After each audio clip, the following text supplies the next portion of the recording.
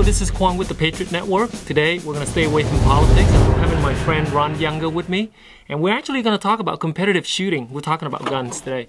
This is a typical gun that I carry every day, but we're going to have Ron talk. He's one of the shooters, one of the competitive shooters here in Yavapai County, and you're actually going to go to Las Vegas now in a couple of weeks to have a major competition, right? Right. Well, Ron, thanks for being with us. I'm glad you're here. Anyway, when we're done, hopefully we'll have enough time to pick up one of these and sight it in. This is my personal gun and my favorite target shooting gun. So Ron, why do you think I own one of these?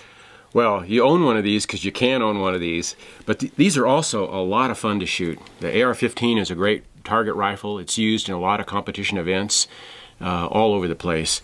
So, and we have those kind of events here at this range. So it's a great gun to shoot. It's fun.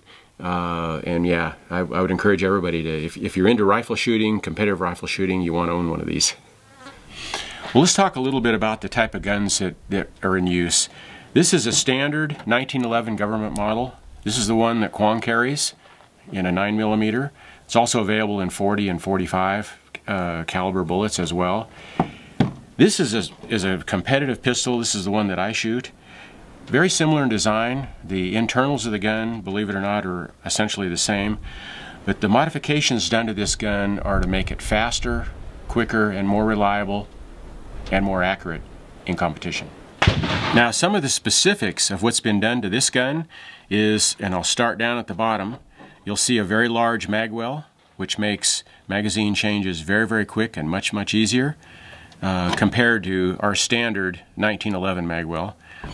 The grip of the gun is checkered on the front and rear straps.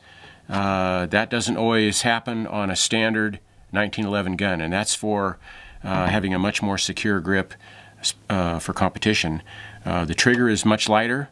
I have a 2-pound trigger compared to a 6 to 8-pound trigger in a standard store-bought 1911. This gun also has ambidextrous safeties. So the safeties can be flipped on or off with either your right thumb or your left thumb. Typical 1911 guns, you're only going to have one safety on one side. This gun also has adjustable sights, so the gun can be zeroed at any distance you choose, where standard 1911 fixed sights, great for up-close defense, but not ideal for competition.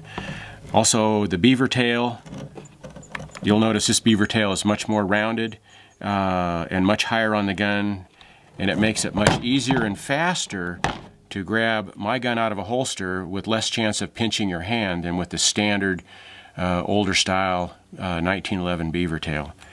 You'll also notice that the magazines themselves are much different. My gun is what they call a wide body or high capacity gun, and you can see that this magazine is considerably wider than your standard 1911. So in competition I can carry a lot more rounds, which means less reloads depending on the particular event that I'm participating in. You'll also notice that this gun has a much heavier frame. You'll notice if you look at the end of the gun, you'll see a lot more metal out near the end of the frame and end of the slide. So you have a little extra mass on the front. This makes the gun recoil a little bit less. This is especially important when you're doing rapid fire events where you're having maybe 4 or 5 shots a second.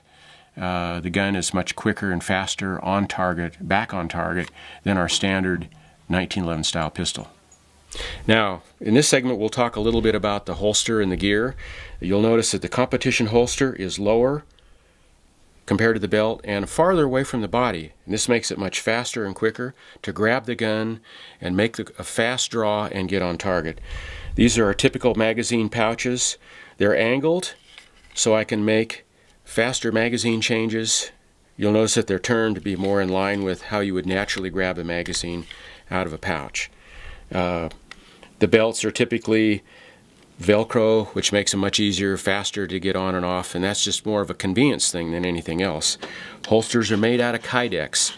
We're seeing Kydex replace leather. Kydex is cheaper for one, but it holds its shape, it's faster, slicker, and it's much easier to adjust the tension in a Kydex holster than it is in a standard traditional leather holster. Now, that's enough of the technical stuff. Let's go do some shooting.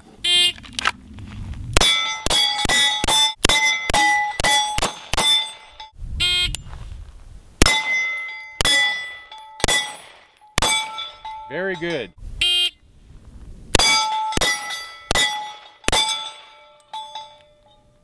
Very good. Your best run by a long ways. Really? 352.